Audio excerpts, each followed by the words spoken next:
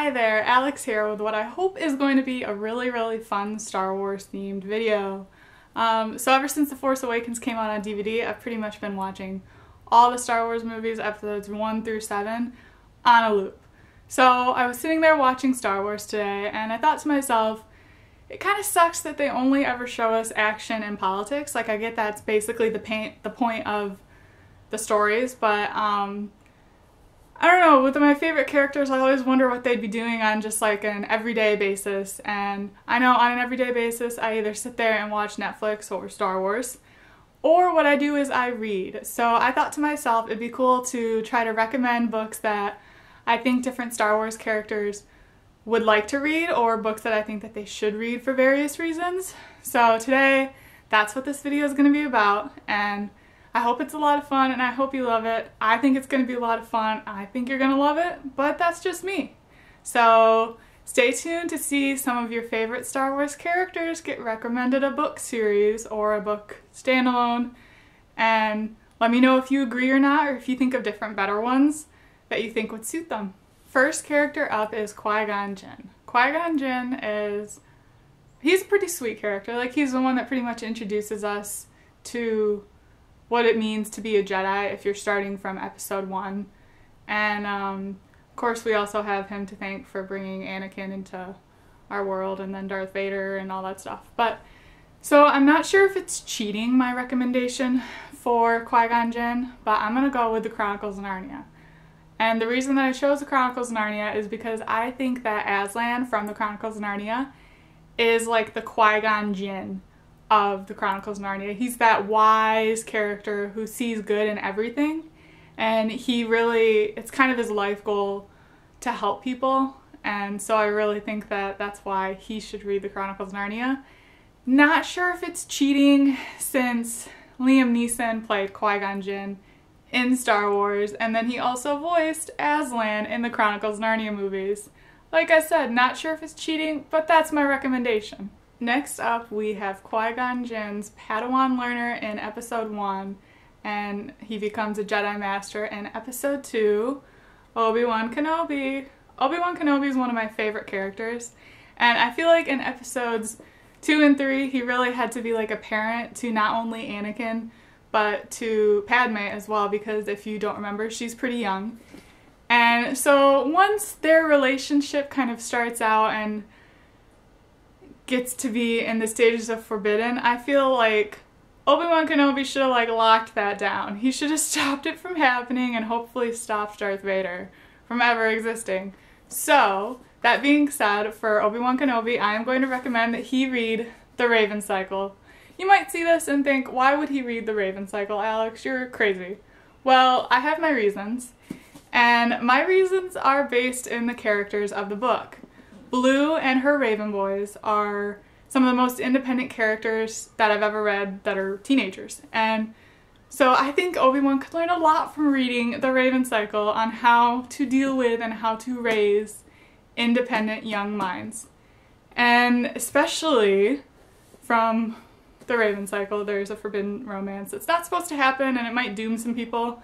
So that goes right in line with Star Wars and Anakin and Padme. So I really think that Obi-Wan Kenobi should read and learn from The Raven Cycle. He can learn from Blue, he can learn from the boys, he can learn from, more especially, how Blue's family helps keep her and the boys in line.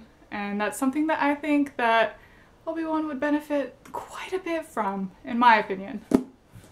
Next up, we have Anakin Skywalker, who was discovered, so to speak, by Qui-Gon Jinn and was Obi-Wan Kenobi's Padawan learner before turning completely and totally evil and turning into Darth Vader. And I thought it's sad we don't have an Anakin Skywalker pop, so I have to use Darth Vader and put that horrible image into your mind.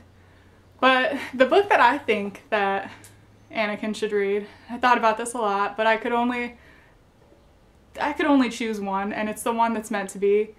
I think that Anakin should have read Romeo and Juliet. Now, I feel like I want to recommend this to him on like a cautionary read. Like, hey, if you continue down the path and follow your thoughts through to execution, you're gonna like kill some people, and it'll probably be yourself and your beloved. And that's really what happens. Like, obviously in Romeo and Juliet, both Romeo and Juliet die. And then in Star Wars, Padme dies because of her grief over Anakin turning to the dark side. And then when Anakin becomes Darth Vader, the Anakin that we knew basically dies as he switches to this horrible person, this horrible, cute little Funko Pop. But, so that's why I recommend Romeo and Juliet to Anakin, because I'm thinking maybe if he knew what could have happened once he started his romance with Padme, maybe if he had some cautionary tale, the entire thing of Padme dying and Darth Vader coming to power and the Emperor Palpatine taking over the entire galaxy, I think it could have been prevented if only he had read Romeo and Juliet. Next is Padme, and Padme is pretty awesome. I mean, first movie she started out as what we're to assume to be a like teenage princess, or teenage queen, I guess, Queen Amidala. And then in episodes 2 and 3 she is Senator Amidala and lovely little Padme to Anakin. And so the series that I'm going to recommend for Padme to read, it's going to be the Grisha trilogy by Leigh Bardugo. This is the German cover, so you might not recognize it as I'm holding it up. I think that Padme would really enjoy reading the Grisha trilogy because I think that her and Elena are a lot of like. They're both kind of, I don't want to say weak, but they're kind of shy in their strength, I guess we'll put it. Like, they can be strong and they will be strong, but do they necessarily want to obviously be strong? No. But then at the same time, they're both very, very, very willing to do what needs to be done in terms of being badass and all that stuff. Like, Elena will save her friends and do everything, and then Padme is not one to step behind her bodyguard and let them do the work. She'll be in the thick of things, like is obvious, as it's obvious in episode 2 in the arena, and she's there fighting just as much as a Jedi. So I think that she would enjoy a lot of what Elena goes through in the Grisha trilogy, her kind of character transformation. But I really, really, really want her to read the Grisha trilogy because I want her to read a very happy and bittersweet love story that she doesn't get in her movies. And I feel like she'd enjoy Elena's love story and she'd be sad. Like, if we're talking Padme's reading it from beyond the grave, she'd be like a sobbing mess because she didn't get this kind of love story. So I think that Padme would, she'd like Elena and she'd like Elena's life and Elena's story, and probably be a good reading time, I bet. Okay, so if we're following in order, we're pretty much at like episode 4, like Darth Vader's a thing and Padme's dead. So the next character that I'm gonna recommend a book for is gonna be Luke Skywalker. Now, episode 4, Luke just lives his normal life and he's not necessarily happy about it, but he gets thrust into some crazy Jedi stuff. He learns that he is descendant from a Jedi. He doesn't know it's Darth Vader yet, but he learns that he has these powers. And so there's only one book series that I could recommend to Luke Skywalker, and that is the Percy Jackson series by Rick Riordan. Now, it's pretty natural to recommend this, I feel like, because in the Percy Jackson series, Percy gets told that he's a demigod, and he has to learn this entire new way of life, and he meets new people, and he's pretty much called forth to help save the world, and that goes right in line with what happens to Luke in episodes 4, 5, and 6. So I think that Luke would enjoy reading about someone else who's kind of had the same thing happen to him, but in a different way. And I think he'd just enjoy a really good adventure series, and that's obviously what Uncle Rick gives us with this series. So I think Luke would definitely enjoy and should read the Percy Jackson series by Rick Riordan. Next up, we have Luke's twin sister, Princess Leia. Now, Princess Leia starts off a princess. She's never really known anything else except being a princess, and her goal is to fight the Emperor and lead the rebellion and all this wonderful stuff. So the book that I'm going to recommend to Princess Leia is going to be the Throne of Glass series by Sarah Maas. And it's a little bit different because I know Selena starts off as this assassin, and that's quite the opposite of Princess Leia. And once she kind of finds out who she is, both Selena and Princess Leia, their world changes drastically. Selena ends up learning that she is the rightful queen. Spoiler, sorry if nobody knew that. And then Leia finds out that she's actually the descendant of Darth Vader, and now she's got to defeat him, but oh my gosh, how can she defeat her father? And then she has a long-lost brother she's never known about. And so I think there's a lot going on in both stories of Princess Leia and Selena that are kind of similar, even though at the surface they look very, very different. And so I recommend Throne of Glass to Princess Leia because I think that she can find kind of a kinship, friendship sort of thing with Selena and Selena's story. And she can kind of see that different people have different struggles. I've always been under the opinion that Princess Leia, she's pretty tough and everything, and she's kind of badass, but she kind of had everything handed to her, so to speak, in life since she was born a princess. And so I think it would be pretty humbling for her to read Selena's story and learn how some people can start out way lower than you and rise to the occasion even grander than you could have hoped to. So I don't know, I feel like I kind of bashed Princess Leia's character there. But I don't not like Princess Leia. It's just, she's not my favorite. But I think that she could benefit from reading Throne of Glass and learning more about Selena's story and how her life could have been different and worse than what it was. Next up is Han Solo. And really there is, again, only like one book that you could recommend to Han Solo. There's like 3 movies I would recommend to him, but there is one book. And it's because Han Solo is a smuggler that I will recommend Six of Crows. Because smuggling and heisting, how different are they really?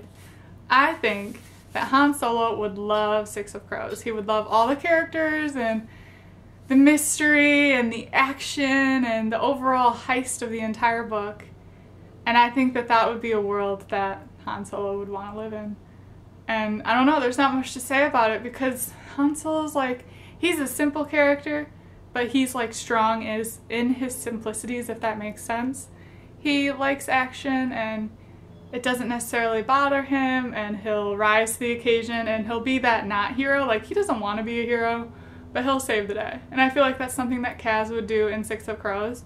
So I think that these characters are a lot alike Han Solo with Kaz and the other members of his little gang. And so I think that Six of Crows would be a book that Han Solo would definitely enjoy to read. That made no sense. Like to read. I think he'd like to read it, and I think he should read it. And who knows, maybe somewhere, what's-his-face old guy who plays Han Solo, whose name has escaped me, might be reading Six of Crows. And finally, we have what I like to call the Droid Bonus round.